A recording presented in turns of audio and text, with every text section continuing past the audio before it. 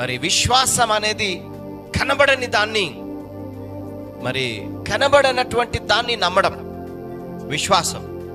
మన జీవితాల్లో కూడా విశ్వాసముతో మనం ముందుకు వెళ్ళాలి. విశ్వాసము ద్వారా దేవుడు కదులుతాడు. మీరు చూడండి, మరి మనము సువార్తల పాఠంలో చూస్తే,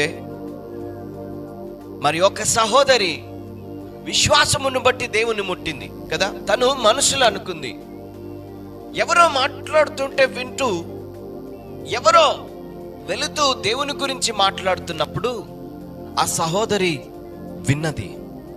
విన్నటువంటి ఆమె చాలా బలహీనురాలు. 12 సంవత్సరాల నుండి భయంకరమైనటువంటి వ్యాధి, బలహీనతతో ఉన్నటువంటి అనేకుల దగ్గరికి వెళ్ళి, వైద్యుల దగ్గరికి వెళ్ళి చూపెట్టుకున్న తన జీవితంలో కార్యము జరగలేదు. కానీ విశ్వాసమును బట్టి దేవుడు బలమైన కార్యం జరిగించాడు.